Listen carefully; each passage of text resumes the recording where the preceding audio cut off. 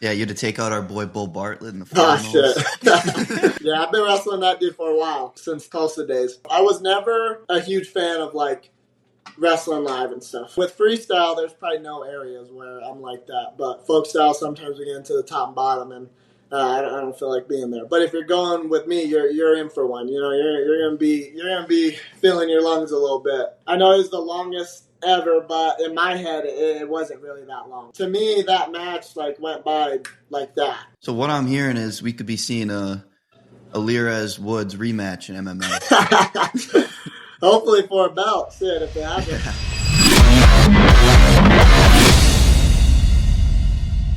Ladies and gentlemen, welcome back to the Clash of Combat podcast. We're having Andrew Alirez on today, but there's some stuff that I want to discuss with you, Crosby, as far as this podcast goes. And we're brought to you by Cauliflower Combat Gear. You can use code CLASH, get 10% off. Clash of Combat capsule coming soon. We got the mock-ups. What you thinking? I love them. I'm hyped. I'm really excited. I think, with your guys' support, of course, this wouldn't be possible. So we're really excited that you guys can be along with the journey, having, basically a known product that you can rep at tournaments and workout stuff. So it's going to be super, super, super cool. First thing I want to talk about, SMSU, our duel, the announcer. He was probably our biggest hater of the year for the Parkside. Yeah.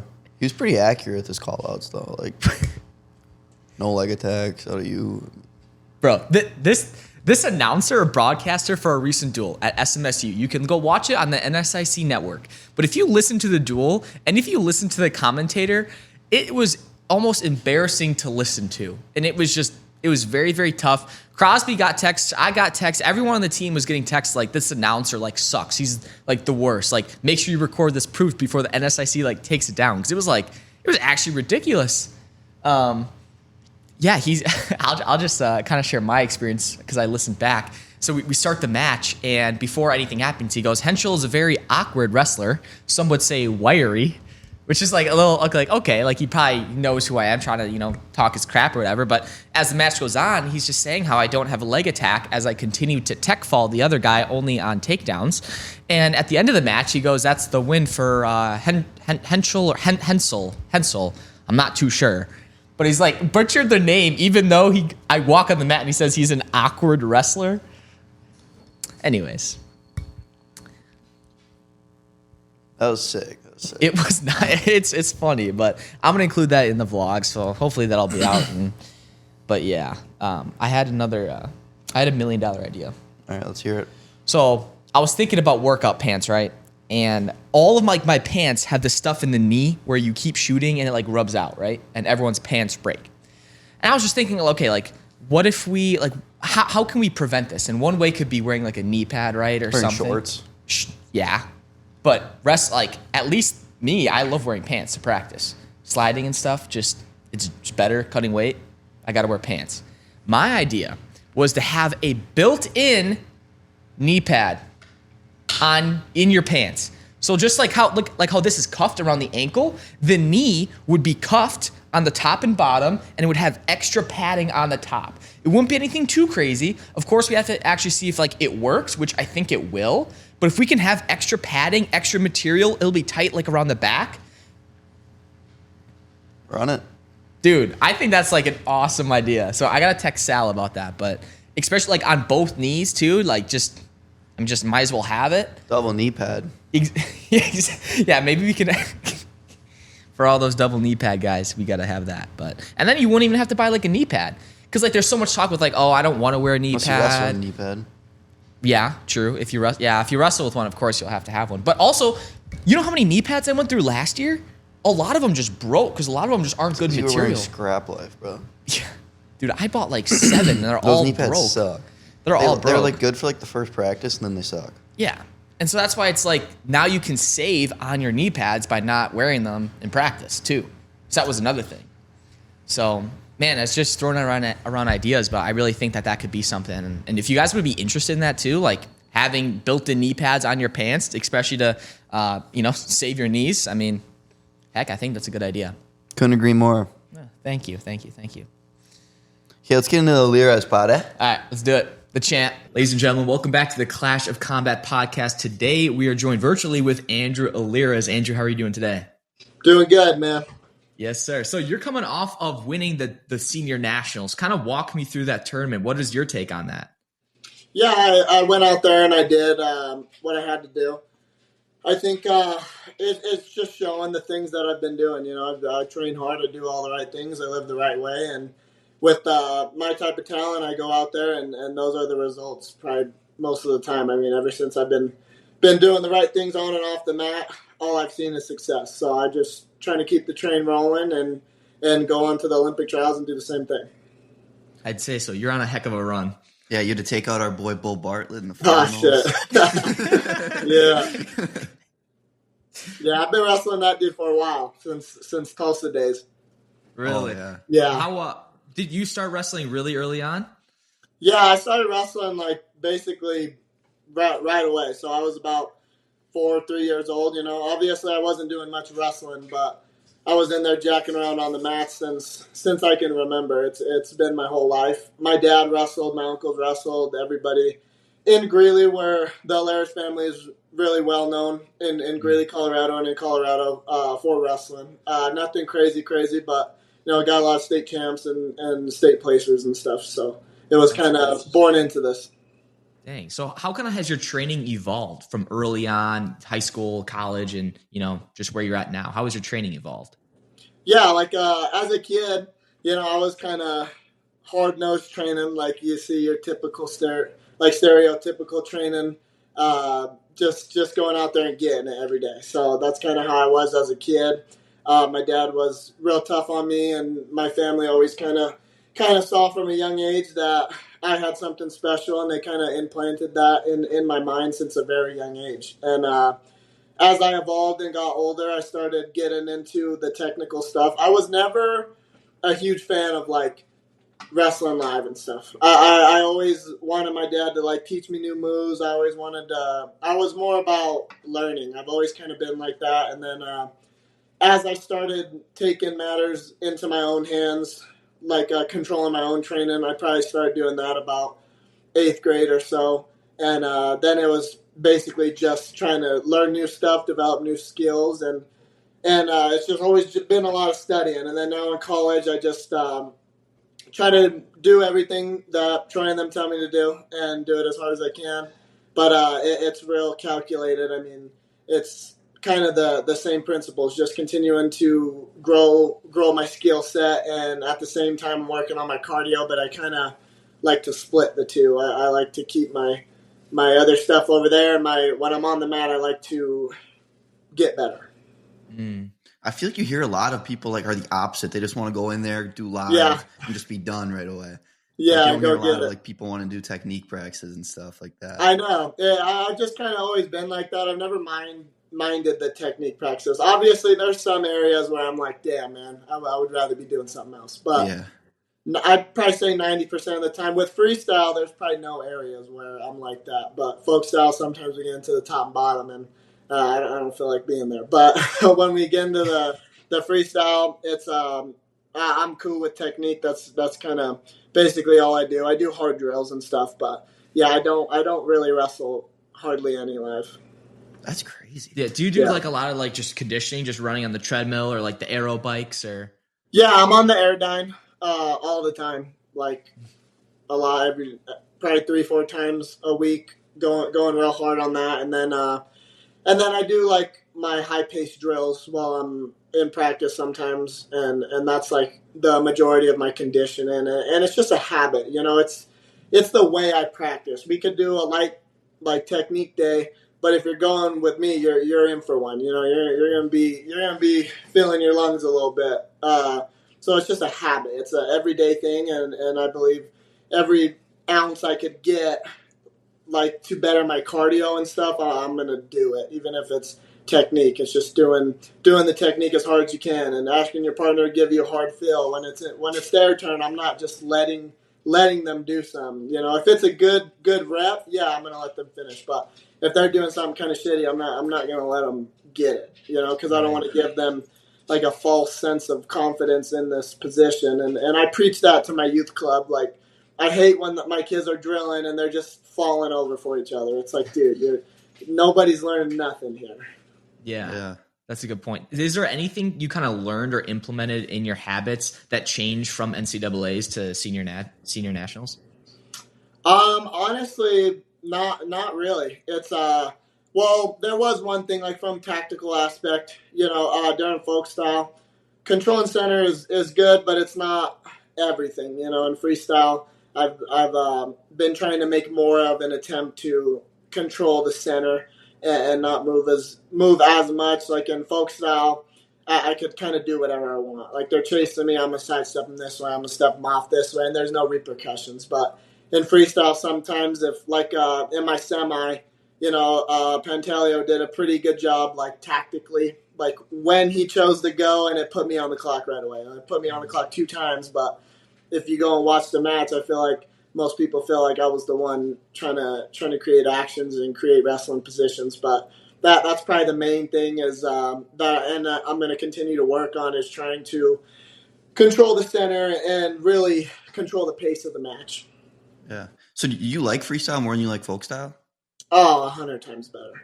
Yeah, I've kind of always been like that. I think it's I think a big part of it is being from Colorado.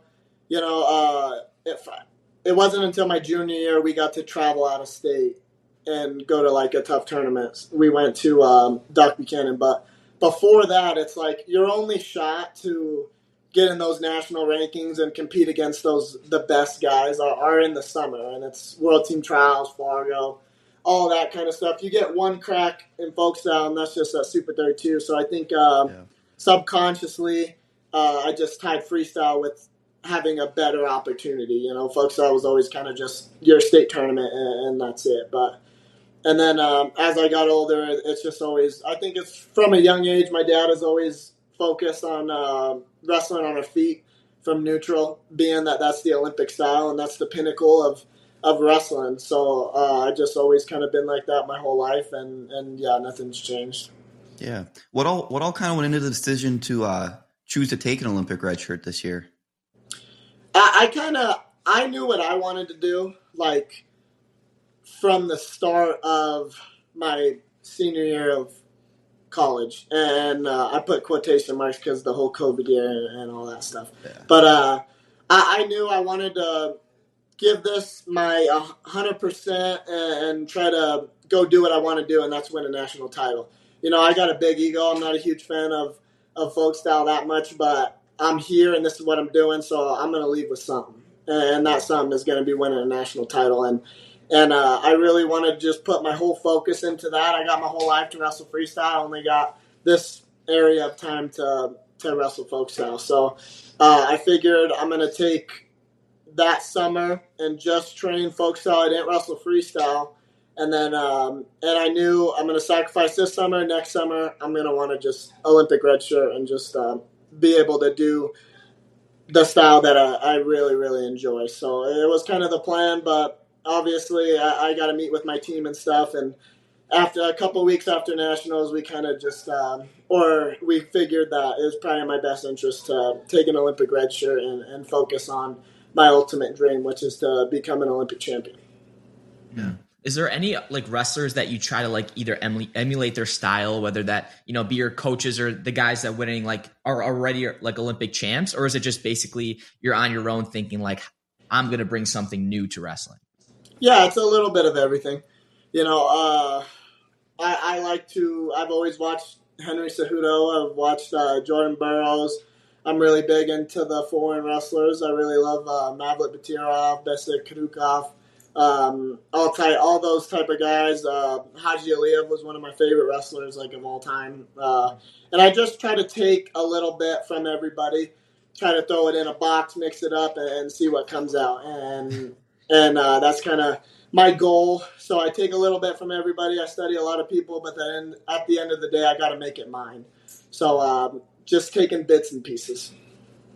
Yeah, that makes sense. Kind of going back into your college years. So there's 2 years in a row where you didn't All-American and then you become a national champ. What was the biggest change between those 2 years and becoming a national champ, I guess? Yeah, it was, I went 3 seasons where I didn't really do nothing. And that's just, a lot of it was my health.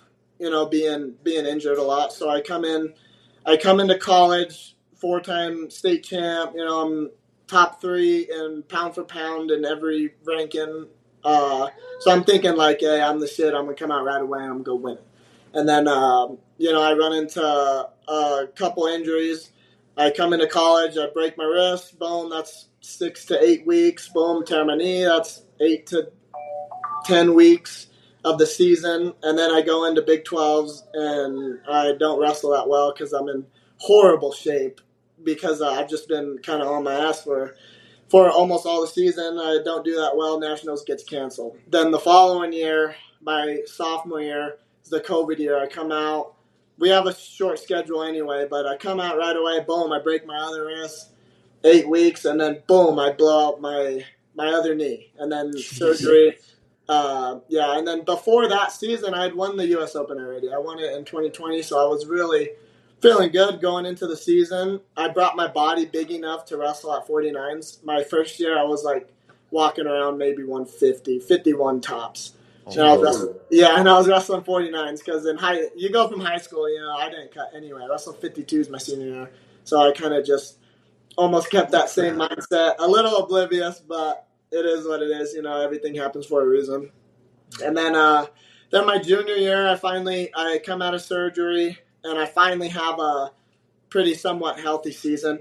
And I wasn't doing the right things. I wasn't living the right way, and it showed. You can't go win a national title because you're talented. And a lot of times not even get on the podium. I ended up losing in the blood round, and it's just all those bad habits coming back and biting me in the ass, and that's what happened. And then I took that summer, and I said, "Hey, if I'm gonna be here, I'm gonna give it everything I got. I don't want to go out and be one of those guys, talking to kids or whoever and being like, oh, I could have did X, Y, Z. I don't want to be that guy.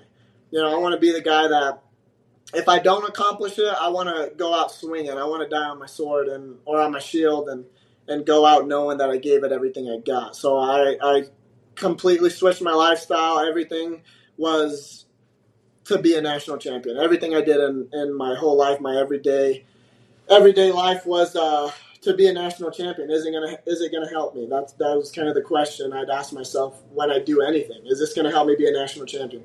And I lived like that for a long time, very disciplined. And at the end of the day, I went out and I got it done. And probably like the longest NCAA match in history, right? Yeah, I know. What was just your kind of thoughts of like how long it was taking? I mean, like, were you just like getting cold out there? I was a little upset because I wanted the match to continue because I really believe in my cardio. And I believed I would have been the one pushing the pace at the end of that match if needed be. So when that long break happened, you're just walking back and forth. And it's the national finals, so I know it was the longest ever, but in my head, it wasn't really that long. Like, I knew it was taking longer than usual, but to me, that match, like, went by like that. I don't even remember it that well. And I usually remember every second of my matches. But yeah, you just got to keep your head on straight and deal with it. I think the way I lived my lifestyle leading up to that match prepared me for any type of adversity that was going to come my way because nothing was going to shake me. Nothing was going to knock me off track. So I just stay focused, and whatever the call was going to be, it was going to be. You got to win regardless. And then I ended up getting the back points, the 4 near fall, and then right there I knew this match is over. So, and then everybody knows what happens after. Yeah, I mean, like you're like just pulling the trigger in that match was crucial, and a lot of the younger kids, I say a big thing that they aren't really good at is just having the confidence in shooting or really just pulling the trigger and making stuff happen. What would you kind of say to those kids, or let's say like a youth kid at your club kind of asked you? Yeah, you got to believe in yourself. It's a cliche thing to say. Coaches say, I'm sure everybody says it, believe in yourself.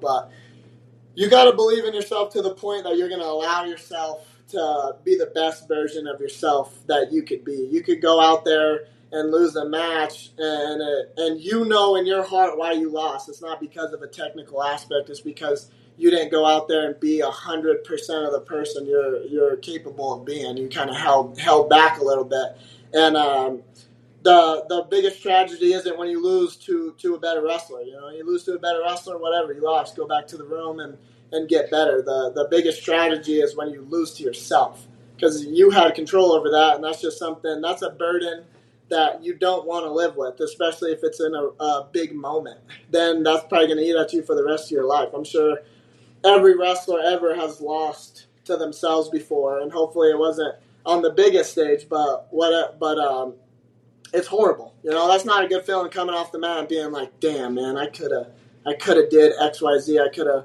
went out and got it. I wish I would have did this. You don't want to live with that. You want to go out there, and if you lose, you lose. You know, you could keep your head up high and know that you did everything possible, and now it's just back to the drawing board. So I just tell them, got to constantly strengthen your mind and tell yourself that you can go out there and do great things, and you're capable of achieving great accomplishments, and believe in yourself enough to go out there and do it, not sit there and wait for somebody. I like that. Yeah. So you said earlier you were one of like the top recruits coming out of high school. What made you choose Northern Colorado over any other school? Yeah, I wanted to help grow something. I didn't really want to just be another name on the wall. You know, winning a national title is huge wherever you're at. But, you know, you go to Penn State, right? They got hundreds of national champions. I didn't want to just be another person. So I wanted to try to be able to put on for my city and create something and create a spark to where you could get guys wanting to come down to Greeley to come try to be a national champion. And I think you're seeing the shift now. I've been around that program since my 8th grade year of middle school. I've trained there. So this team has completely shifted. It's we got a lot of really talented guys in the room now, and you're just starting to see that now. We're out here getting the high school kids who are top 100 kids. We're consistently getting those caliber wrestlers, and that was my whole goal from the start, is to try to be able to be the cornerstone of a program to where past me guys could start to surpass my accomplishments, to where now Greeley has something people from around here can grow up watching the Bears and one day wanting to be able to run out of the tunnel for Northern Colorado. That's cool. Yeah. I kind of want to hear your legacy of competition. So you won NCAAs. Now you're going the dream, pass the Olympic trials, win the Olympics. What's kind of after that? Is it to stay in wrestling? Is it to go into MMA, back to coaching? There's a lot of different avenues. I know for a fact eventually I'm gonna start fighting. I don't know when exactly, but I know that's gonna happen. I still have another year of eligibility. That could be a route, and then I love freestyle, so we'll see what the future entails. But I don't see myself wrestling past probably. I'd probably say I'll probably hang them up 2020, either 2026 to 2028, just depending on how my career pans out. You know, if I go win everything I want to win right away, then I'll probably start fighting sooner. You know, if I feel like I still got some things left in the sport to accomplish, then I'll continue to wrestle. But we'll just have to see. You're already doing some MMA training, right? Yeah, I've been around the sport of MMA since I was real young. My uncles fought. My grandpa was a boxer, over 150 fights. Holy crap. Yeah, so I've been around it since I was a little kid. You know, we run a MMA gym that has boxing, MMA, kickboxing, wrestling, jiu-jitsu, Top Notch Sports Academy. So that's been a part of my life for a long time. And I've done a lot of boxing, and that was kind of one of my loves. You know, there was a point in time where I was like, maybe I'll just box, you know, and so I've kind of had those thoughts as a kid, but as I got older, I kind of saw the path and went down and followed it. But yeah, I do a good amount of training when I can. Obviously, I can't be in there all the time, but I like to be able to stay sharp. Yeah. So what I'm hearing is we could be seeing a Alirez Woods rematch in MMA. Hopefully for a belt, shit, if it happens. Yeah. But yeah, you know, I'm down for whatever. I'm a fighter, and you know, I don't run from nobody. So I'm here. I ain't hard to find. Well, I know when we had Woods on earlier this summer, he was saying that they might see a rematch between you and him sometime soon, but I haven't seen anything recent about that. That must have fell through. Yeah, I think I was talking about the All-Star Classic. They asked me about it, but one, I would have to make 41 again. Two, it's folk style. I'm training freestyle. I got a different goal in mind right now, and if our paths cross again, they've crossed again, and I'm sure they will sometime, whether it's in wrestling or MMA. I don't know his path exactly, but anytime you put us together, it's gonna be some fireworks. So if it happens, everybody better tune in and see the result. That'd be so sweet, dude. So. Yeah, love to see the storylines play out. Yeah. Oh, that's a good storyline. Yeah, wrestling national finals end up fighting for hopefully a belt. That'll make it better. That'd be insane. Yeah. It'd be a little shitty if it was like we're like both 3-0 or something. Yeah.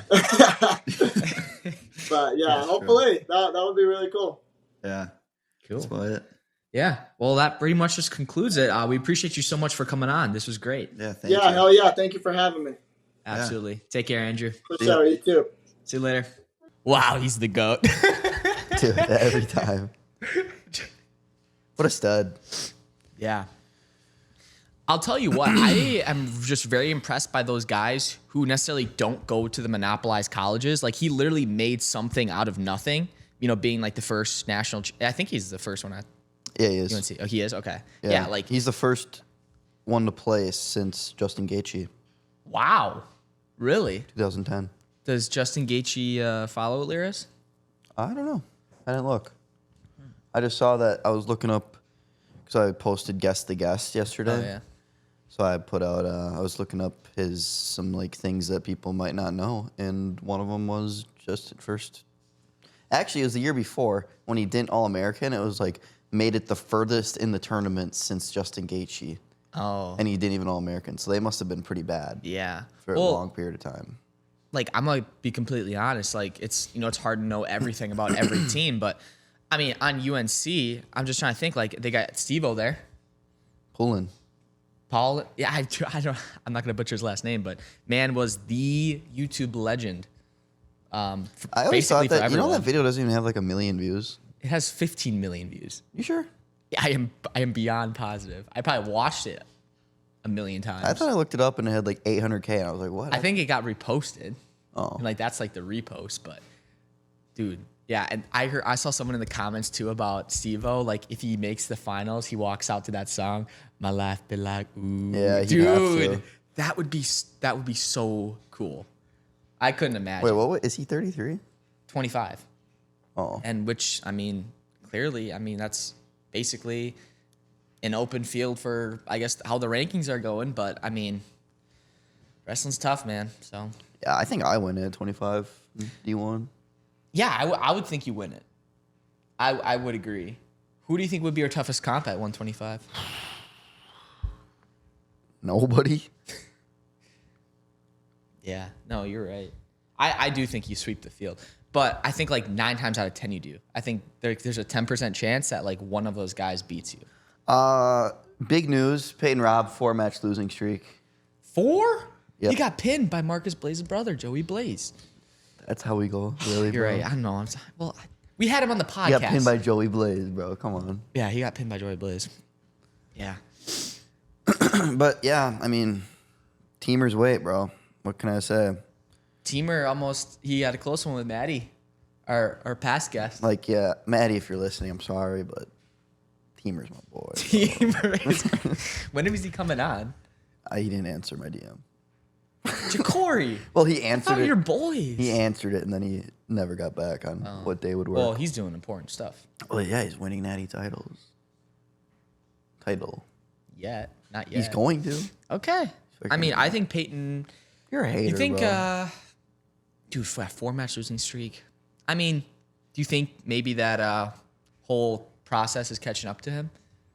What process? Like, do you think it's like with his The sickness? infection? Yeah. Like, you think? I think Teamer's just in his head. Every match he goes out there. Every match he goes out there, and he's just like, Teamer, and he's not focusing on the guys. You are the biggest Teamer fan. Who are you more of a fan of, Carr or Ja'Cory? Well, my boy D, of course. Because me and Teamer don't know each other on a personal level. It's more of like a fan type thing. And then you and D. Me and D are like boys. We go back. You're like boys. Like we were boys. Yeah. Type shit. Yeah. Yeah. No, I can see that. Yeah. So, yeah. I mean, yeah. D's he's coming over for the family dinner this weekend. So, this Saturday. Really? Yeah. What are you having? I think his mom's bringing food to my house. Actually, like they're bringing Mac and cheese. I don't know. I think it's a surprise meal. Dude, we're going to Olive Garden as a team tonight. I'm really looking forward to that. I was very surprised about that. Yeah. How about the Olive Garden? Olive Garden. Instead of like the Doba runs. We actually might be at Olive Garden when this gets posted. Oh, yeah, I think we will. We can I was thinking about live streaming eating team dinner on TikTok. And then hopefully the TikTok can pay for the meal. With the gifts. Give a Galaxy right now, I'll have 2 breadsticks. Galaxy, 2 breadsticks. It's unlimited breadsticks. No, I know. But it was just an idea. Oh. Yeah. Yeah, after our hard workout this morning, I challenged Shu and whoever would go the farthest in 7 minutes on the rogue bike. I got 2.77. He got 2.88. You got big-bodied? Yeah, I mean, that workout was killer, and then we just decided to do that. So, I mean, wow. That workout sucks every year. It's the worst part about that is, I'm glad we did the push-ups and squats because I think that's like my go-to. But if it's like that endurance when you're like jogging and then sprinting, but except you have Gantz and Corrigan in our group, so we're sprinting the whole 4 corners. And then we go right into the jumps. We do these hurdles. Man, is that just a core workout and you're just gassed. The hurdles, dude. Oh. I thought I couldn't even get over the hurdle when I was fresh. Yeah, probably. You know what's funny is Gantz always was like next to me, but he always chose the lower one. So I had the higher one. And I wasn't going to move it. And I'm like, bro, are you kidding me? I went on for the same hurdle every time. And for the 4th round, the hurdle was set lower. Yeah, someone lowered it. I saw that. But I was on the same hurdle the whole time. Yeah, I mean, I'm not complaining. Yeah. But I wasn't putting it back up. No one fell. Somebody hit it. Yeah, I think a couple of people. I was freaking nervous. I don't know how Ray or Jason get over. Some of those jumps, dude, my feet, I thought I was going to eat shit. I was like, holy crap, this is going to be embarrassing. I almost think it's more of like a dangerous activity than just a workout because like if you fail, like you could face plant or fall backwards, break an arm. Yeah. Like, especially how they're getting pretty high. So. Yeah, when you're gassed too. Yeah. We did a couple rounds and the overtime hand fighting. Like we always do more each year onto something, but I think. But he also, in the past, last year we did like burpees instead of the push-ups. Oh yeah. And the year before we did like those split jumps. The split jumps were the worst ones. Yeah. You go right from hurdles to split jumps, and it's like you can't move. Yeah. Yeah. Not for sure, boy. For sure. Dude. We played 11 hours of Fortnite yesterday. 0 wins. Shut up. You're lying. 11 hours. It wasn't 11. And you got 0 wins. It wasn't 11 hours. Okay, you probably at least played 5. It was well over 5. Shut up. What? What time frame? Dude. What time frame? When did you start? From like morning? The start of the first football game to an hour after the last one. Jeez, dude. And with a break when we took a like call. You playing okay, ranked? But here's the thing: we had that phone call with Cauliflower, so that kind of felt like I got off and then came back on. And it was a fresh new day. And then Caden Hooker left us in the dust, and we had a new member join. No, Alec. Yep. Watch this. When he got on, it was like, oh, I feel fresh again. So it's like it's like I just got on. Yeah, it's like a new day. Then we played 2 games with him. We lost, and then Easton got on, so we had a full squad. And it was like, oh, I just got on again. So it's like I just kept first getting on in the game. And it was like, but yeah, 0 wins. Yeah, lots of seconds, thirds, 15s. Are you playing ranked or regular? No, it was ranked the whole time. Oh. I'm in Diamond 3. I started the day at 33%, and I think I ended the day at like 18%. You grinded over 5 hours to go down in ranked. Yeah. It was bad. Dude. Yeah, I gotta give some respect to those Fortnite guys on Unreal because, yeah, that's got to be quite the freaking grind. Those lobbies yesterday were so hard. Yeah. So hard. Even when you were hitting, you just weren't. You just get sniped. You hide in a bush and you get freaking hit for 300. You guys should see my clips. I come on the first day after a couple not weeks of that missing. good.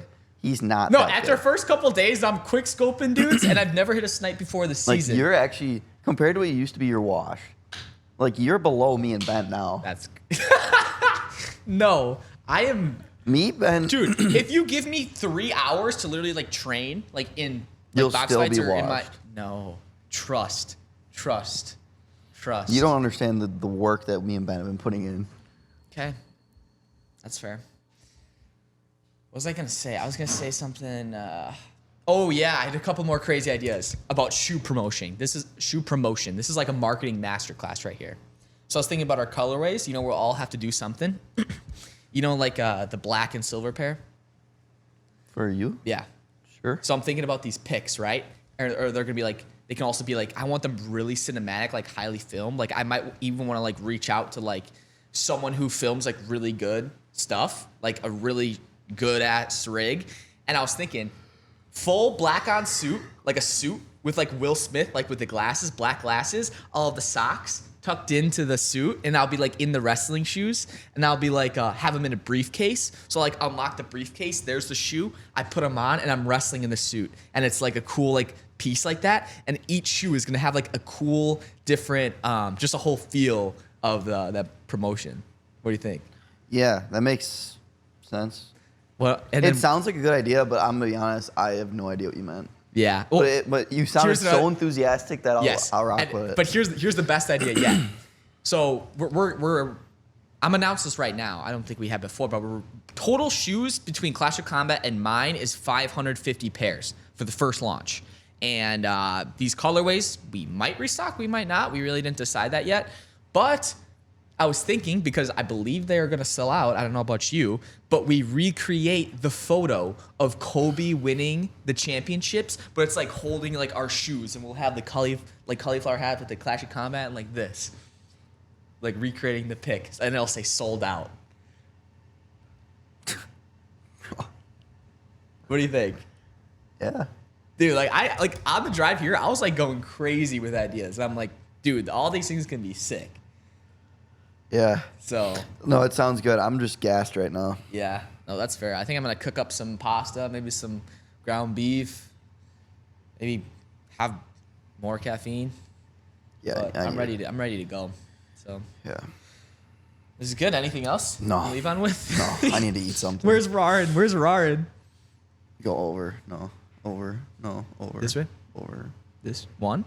Over. Right there. Oh, there it is. You gotta put it up. Put the. Hey. Well, here we go, boys. It's gonna be a fun time. Keep grinding. The season's almost here. Postseason title time. Sauce it up. Rain, calling on my phone. Baby, yeah.